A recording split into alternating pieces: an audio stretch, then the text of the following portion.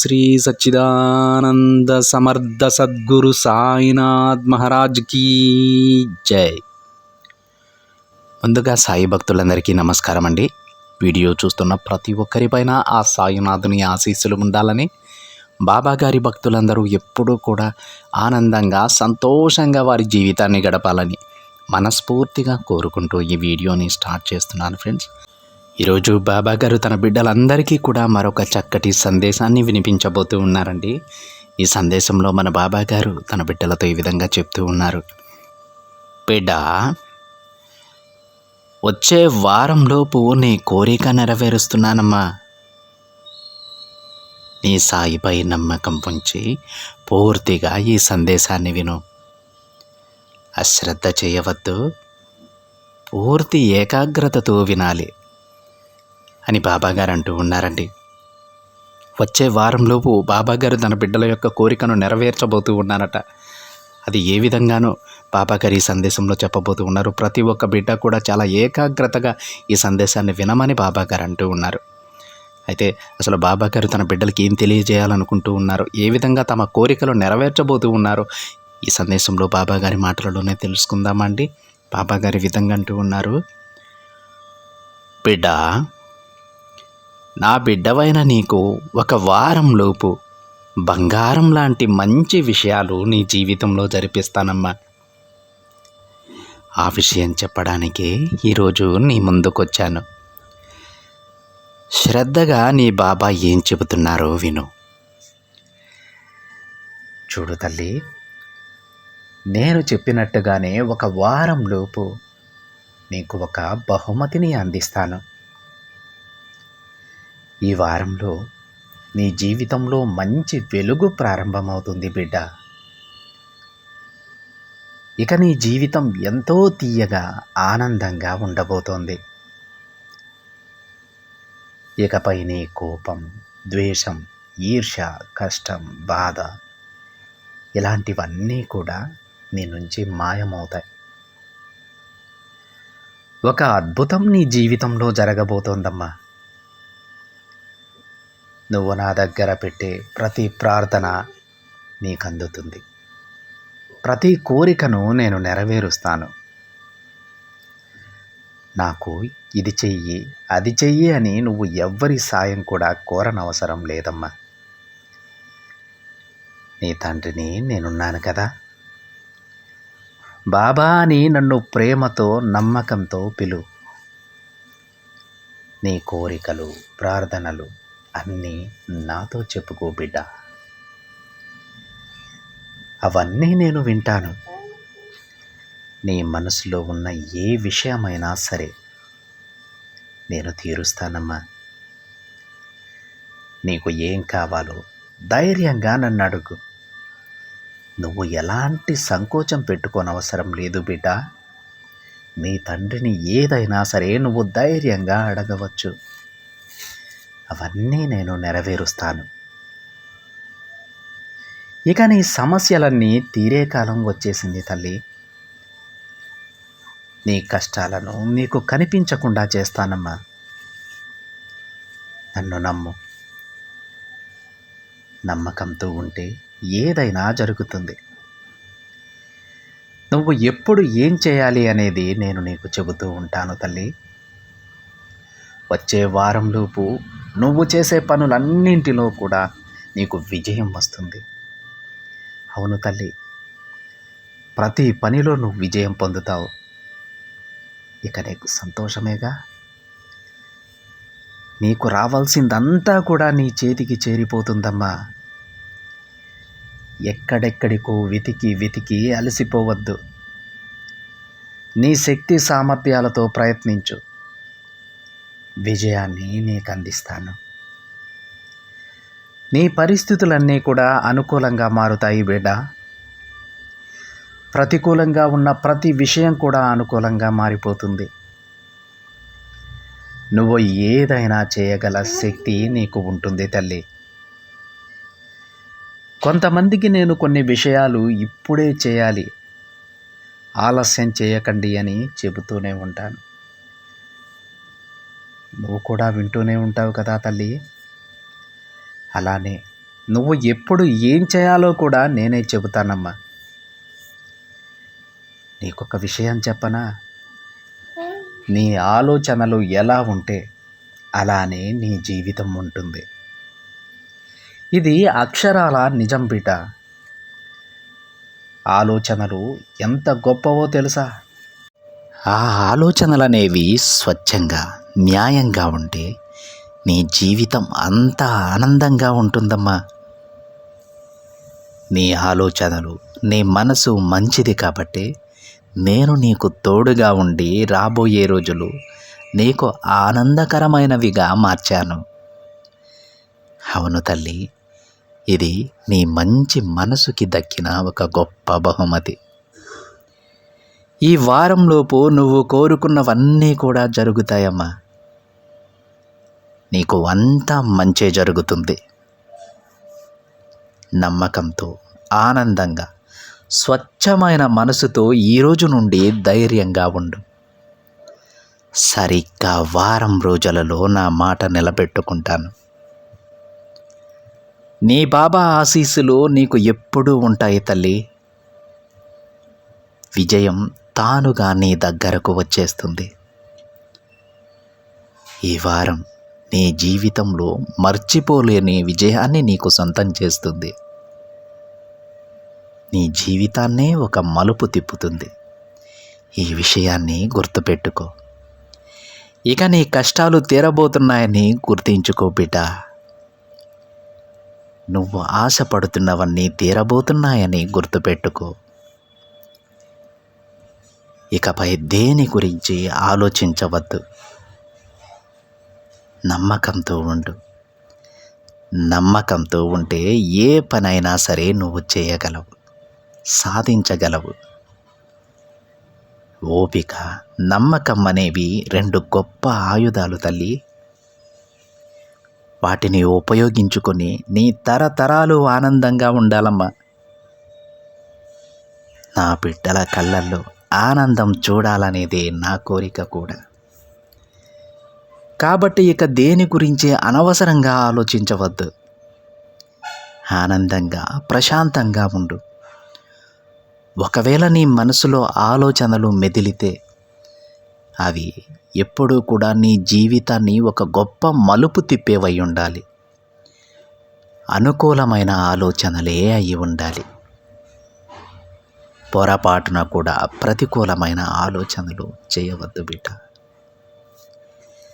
నీ కోరిక నేను తప్పక నెరవేరుస్తానమ్మా. చూడు తల్లి, ఆలోచిస్తూ కూర్చోవడం అనవసరం.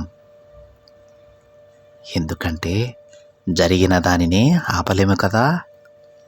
కాబట్టి జరిగిందేదో జరిగిపోయింది, దానిని పట్టించుకోవద్దు. నువ్వు వాటినే ఆలోచించడం వల్ల నీకు కోపం వస్తుంది తప్పితే ప్రయోజనం ఏది ఉండదు బిడ్డ. ఈ ఆలోచన వలన నీ భవిష్యత్తు పాడవుతుంది తల్లి. నా బాధ కూడా అదే. ఏదైనా జరిగితే దానినే తలుచుకుంటూ ఆవేశం తెచ్చుకుంటూ ఉంటావు. అది నీ జీవితాన్ని బాధ పెడుతుందమ్మా. కాబట్టి ఈ అనవసరమైన ఆలోచనల వలన అనవసరంగా నీ జీవితాన్ని పాడు చేసుకోవద్దు. అన్నింటినీ వదిలేసే.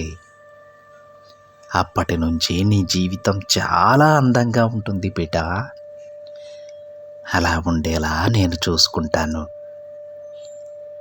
ఎవరైనా నీ దగ్గరకు ఆపద అని వస్తే వారికి నీ చేతనైనంత సాయం చేస్తూ ఉండమ్మా. కష్టంలో ఉన్నవారికి నువ్వు డబ్బు సాయం చేయకపోయినా మాట సాయమన్నా చేస్తూ ఉండు. నీకొక విషయం చెప్పనా తల్లి, చెడుని ఎదిరించాలి, మంచిని ఆదరించాలి. అలా చెడుని ఎదుర్కోలేకపోతే పక్కకు వెళ్ళిపోవడమే నీకు మంచిది. నీకు చెడు తలపెట్టాలని చూసేవారికి ఏం చేయాలో నాకు బాగా తెలుసమ్మా. వారికి అన్నీ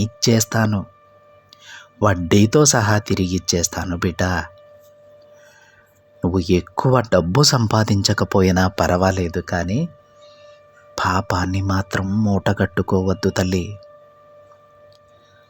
సముద్రంలాగా ఎప్పుడు గంభీరంగా ఉండు. సముద్రం ఎప్పుడైనా మౌనంగా ఉంటుందా చెప్పు? అలల శబ్దాలతో ఉర్రూతలు ఊగుతూ ఉంటుంది కదా. నువ్వు కూడా అలానే గంభీరంగా ఉండాలి. ఇక నువ్వు పోగొట్టుకున్నవన్నీ కూడా తిరిగి తెచ్చుకునే కాలం వచ్చేసింది బిడ్డ. అది సంపద అయినా, బంధమైన, ఇలా ఏదైనా కానీ నువ్వు కోల్పోయింది నీకు తిరిగి చేరుతుంది. నా మీద నమ్మకంతో ఉండు. అన్నింటినీ నీకు తిరిగి చేర్చేలా నీ సాయిని నేను చూస్తానమ్మా. ప్రతి ఒక్కటి నిన్ను చేరుతుంది. నువ్వు కోరుకున్నవన్నీ నీకు అందిస్తాను బిడ్డ. ఇకపై నువ్వు ఎవరి దగ్గర చేయి చాచాల్సిన పని లేదు. అందరికీ సాయం చేసే స్థితిలో నిన్నుంచుతాను. కాబట్టి రాని దానికోసం దిగులు అనవసరం. నీకు కావాల్సింది, నువ్వు ఆశపడేది నేను నీకు అందిస్తానమ్మా. నమ్మకంతో ఉండు. అన్నీ నీకు అనుకూలంగానే, నీకు నచ్చినవే నీ జీవితంలో జరిపిస్తాను, సరేనా అని బాబాగారు అంటూ ఉన్నారండి.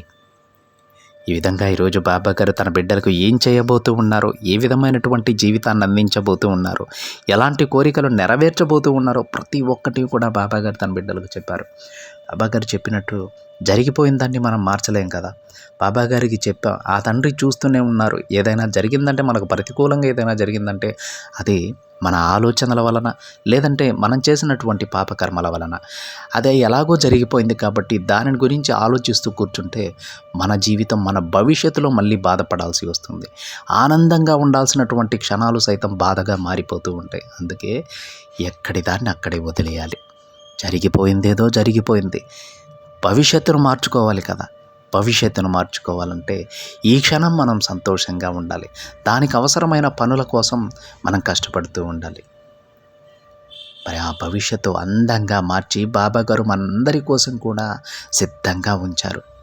దానిని అందుకోవలసిన బాధ్యత ప్రతి బిడ్డకి ఉంది. ఆ గొప్ప జీవితాన్ని అందుకోవాలి అంటే శ్రద్ధ, సబూరితో ప్రతిరోజు కూడా ప్రయత్న లోపం లేకుండా బాబాగారు చెప్పిన ప్రతి పనిని మనం చేస్తూనే వెళ్తూ ఉండాలి. మనం బాబాగారిని అడిగిన ప్రతి కోరిక బాబాగారు నెరవేరుస్తారండి.